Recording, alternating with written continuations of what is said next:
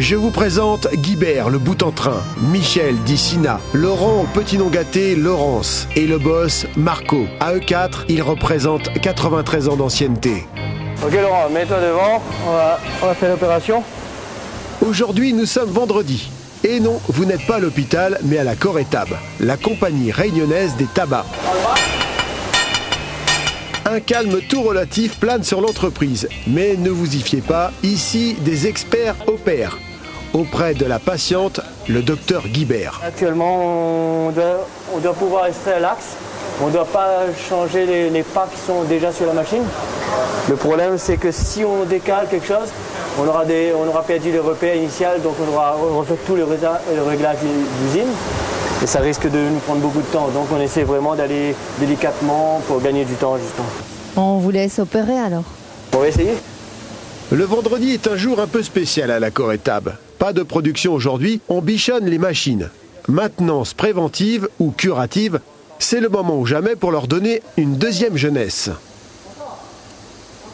Il y a un vendredi sur deux, la machine ne tourne pas. C'est une ambiance particulière, on travaille dans le calme puisque la machine ne tourne pas et c'est très reposant. Hein. Et puis on arrive à mieux à se communiquer.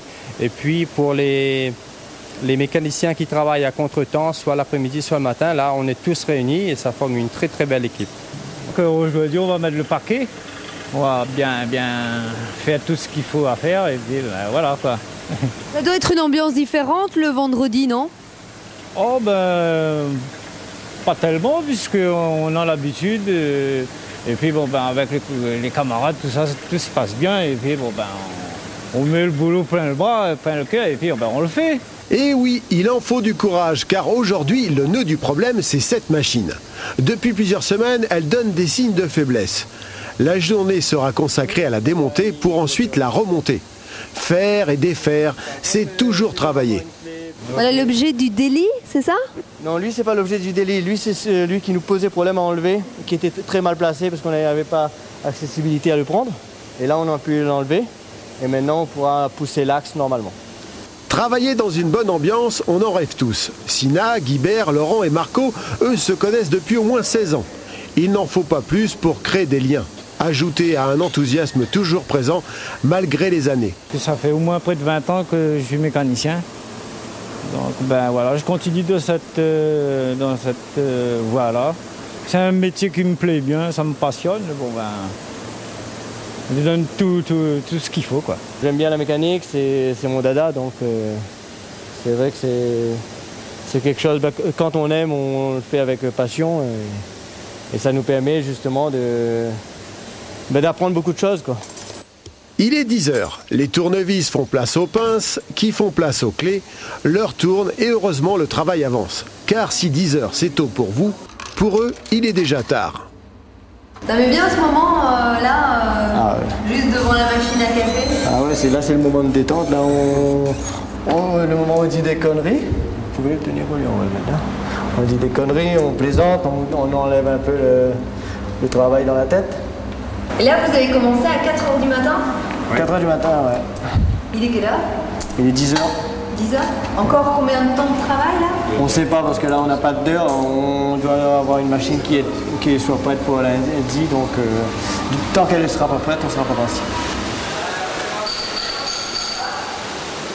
Rendement zéro, ça c'est pour les machines, mais les mécanos, eux, ils turbinent. Ici on a beau bien s'entendre, il y a des challenges à relever. Et pour veiller au grain, le chef Marco, une poigne de fer dans un gant de velours. Comment vous les gérez? Vous êtes ferme avec eux? On est obligé parce que c'est la mécanique, il faut être vraiment pointilleux. Pointilleux, oui. Ça fait combien d'années vous travaillez ici? Ça fait 34 ans et dans les premières 10 années j'étais conducteur de machine. Donc la mécanique, mes supérieurs ont remarqué que j'avais un petit peu la main alors. C'est suite de ça que j'ai été formé vraiment un mécanicien. La mécanique, c'est beaucoup de patience, beaucoup de doigté et surtout beaucoup de jugeote.